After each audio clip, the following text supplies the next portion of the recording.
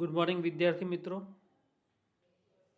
ધોરણ 11 science chapter number 10 તરલના મિકેનિક્સની અંદર બે પ્રકારના તરલના મિકેનિક્સમાં આપણે વાત કરી હતી. એક છે તરલ સ્ટેટિક્સ અને બીજું છે તરલ ડાયનેમિક્સ. આપણે જે અત્યાર સુધી ભણ્યા પાસ્કલનો નિયમ, ત્યારબાદ h ઊંચાઈના તરલ સ્તંભ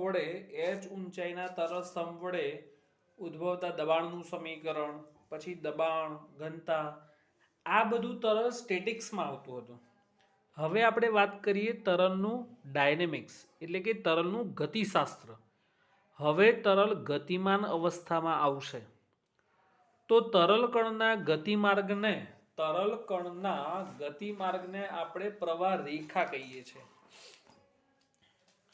તરલ કણના ગતિમાર્ગને આપણે પ્રવાહ રેખા કહીએ છીએ. સ્થાયી વહનમાં પ્રવાહ રેખા નિશ્ચિત હોય છે. સ્થાયી વહનની અંદર પ્રવાહ રેખા નિશ્ચિત હોય છે, જેને આપણે ધારા રેખા કહીશું. જે વક્ર પરના દરેક બિંદુ પાસે ધારા રેખાની વ્યાખ્યા, જે વક્ર પરના દરેક બિંદુ પાસેનો સ્પર્શક, જે વક્ર પરના દરેક બિંદુ પાસેનો સ્પર્શક એ તે બિંદુ પાસેથી પસાર થતા કણના વેગની દિશામાં હોય તો તેવા વક્રને આપણે ધારા રેખા કહીશું. ક્યારેય બે ધારા રેખાઓ એકબીજાને છેદતી નથી. ધારા રેખાઓની અમુક લાક્ષણિકતાઓ છે કે બે ધારા રેખાઓ ક્યારેય એકબીજાને છેદતી નથી.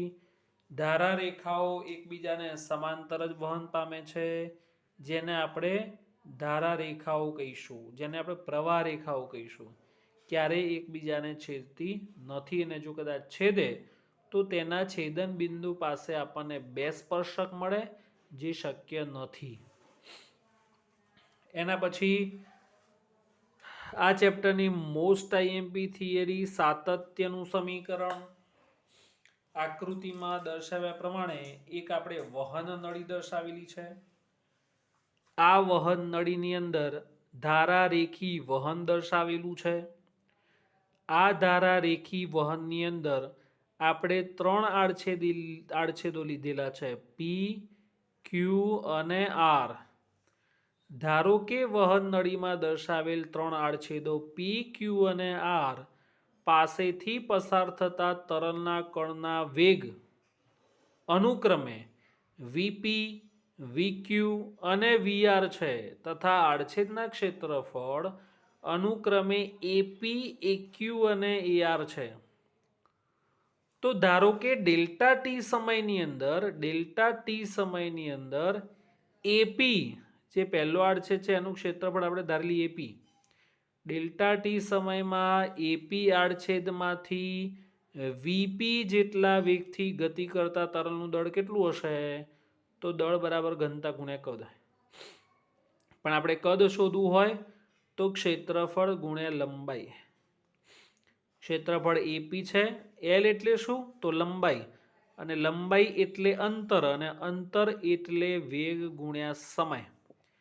તો સૂત્ર થશે કદનું વી બરાબર એપી વીપી ડેલ્ટા ટી.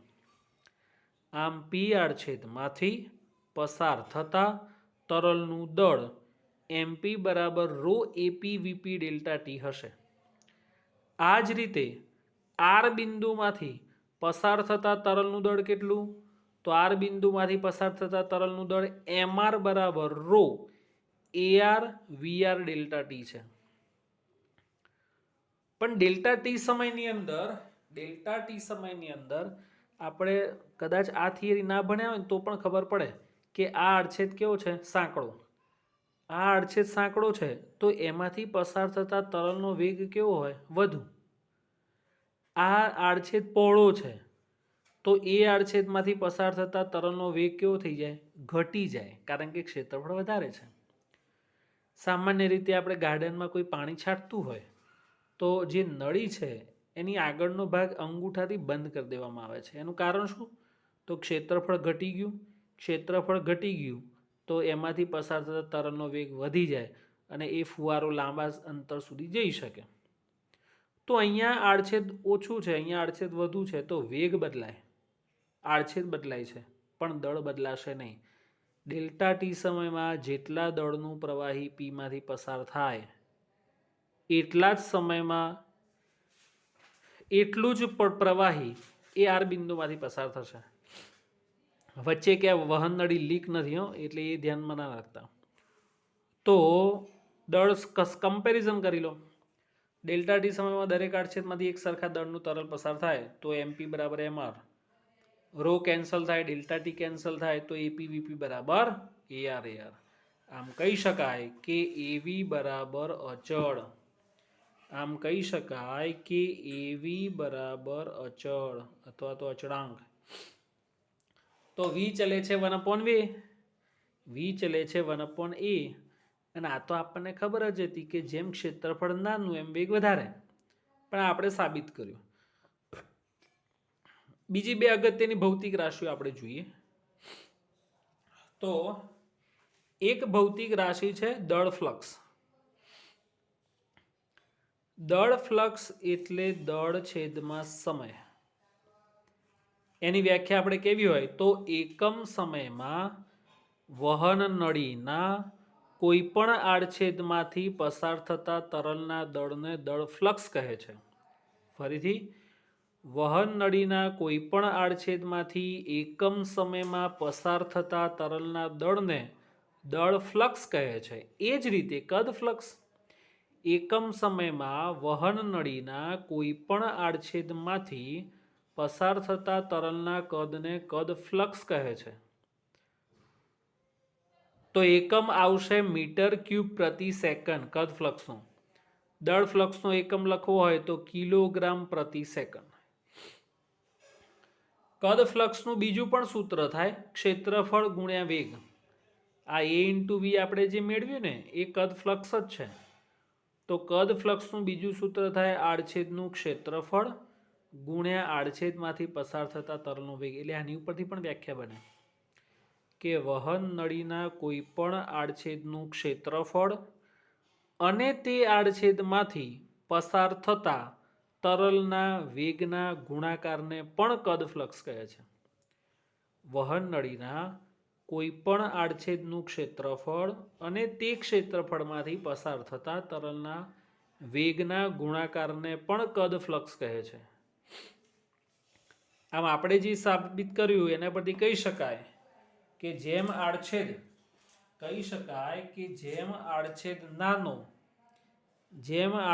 નાનો એટલે કે એમ ધારારેખાઓ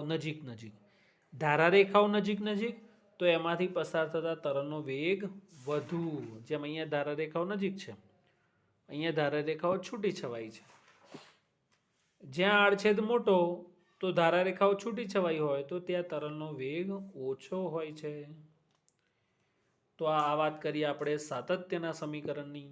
સાતત્યની થિયરી મોસ્ટ એમબી થિયરી છે આ ચેપ્ટરની. એના પછી આપણે જોઈએ સ્વાધ્યાયનો 10.16. સ્પ્રે પંપની નળાકાર નળીનો આડછેદ 8 સેન્ટીમીટર સ્ક્વેર છે. તેના એક છેડે 1 મિલીમીટર વ્યાસના એવા 40 છિદ્રો પાડેલા છે. જો નળીની અંદર પ્રવાહી વહનની ઝડપ 1.5 મીટર પ્રતિ મિનિટ હોય તો છિદ્રોમાંથી બહાર આવતા તરલનો વેગ શોધો. તો સૌપ્રથમ પાઇપના આડછેદનું ક્ષેત્રફળ શોધી કાઢીએ. 8 સેન્ટીમીટર સ્ક્વેર આપેલું છે.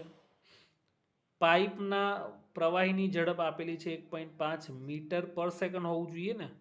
આ સેટ નથી થતું. મીટર પર મિનિટ કેવું લાગે, તો આપણે મિનિટને સેકન્ડમાં કન્વર્ટ કરીએ તો ડિવાઇડેડ બાય 60 એટલે 0.025 મીટર પર સેકન્ડ. નાના છિદ્રનું ક્ષેત્રફળ શોધવું હોય તો પાઈ r2 સ્ક્વેર.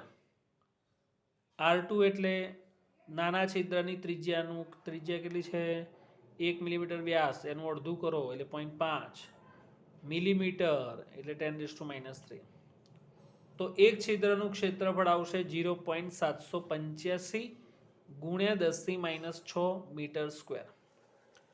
અને હવે આપણે સાતત્યનું સૂત્ર એપ્લાય કરીએ તો a1 v1 બરાબર a2 v2. a1 આપેલો છે, v1 બધી કિંમતો મૂકી દો. પણ અહીંયા ખાસ ધ્યાન રાખજો 40 છિદ્રો છે. 40 છિદ્રો છે એટલે અહીંયા તમારે 40 થી મલ્ટીપ્લાય કરવું પડે. એક આડછેદ એક છિદ્રનું ક્ષેત્રફળ તો આપણે અહીંયા શોધ્યું, પણ એવા મલ્ટીપ્લાય બાય 40 છિદ્રો છે તો 40 વડે મલ્ટીપ્લાય કરવું પડે. તો આપણને વેગ મળશે 0.64 મીટર પ્રતિ સેકન્ડ. એના પછી આપણે જોઈએ સ્વાધ્યાયનો 10.21. 1 મીટર સ્ક્વેર ક્ષેત્રફળનું ચોરસ તળિયું ધરાવતી એક ટાંકી છે. એમાં પાણી અને એસિડ બંને ભેળવેલા છે. એક નાના મિજાગરાવાળું 20 સેન્ટીમીટર સ્ક્વેર ક્ષેત્રફળનું એક નીચે બારણું રાખેલું છે. ટાંકીના એક વિભાગમાં પાણી અને બીજામાં એસિડ છે. બંને 4-4 મીટર ઊંચાઈએ છે. આ બારણાને બંધ રાખવા માટે જરૂરી કેટલું બળ હોવું જોઈએ? એસિડની સાપેક્ષ ઘનતા 1.7 છે. પાણીની ઘનતાની જરૂર નથી, એની ઘનતા યાદ હોવી જોઈએ 1000 kg/m³. સૌપ્રથમ પાણી વડે આ જે બારણું છે ને એ બારણા ઉપર પાણી વડે કેટલું દબાણ લાગે એ શોધીએ આપણે. તો દબાણનું સૂત્ર આપણને ખબર છે, H ρ G. H1 4 મીટર છે અને ઘનતા 1000 છે, જીનું મૂલ્ય આપણને ખબર છે. તો આ પાણી વડે બારણા ઉપર કેટલું દબાણ લાગે એ આપણને મળ્યું. હવે એવી રીતે એસિડનું શોધી કાઢીએ તો એના પહેલા એસિડની ઘનતા શોધવી પડે. તો આપણે સાપેક્ષ ઘનતા વિશે ભણ્યા. સાપેક્ષ ઘનતા એટલે કોઈ પણ પદાર્થની ઘનતા છેદમાં પાણીની ઘનતા.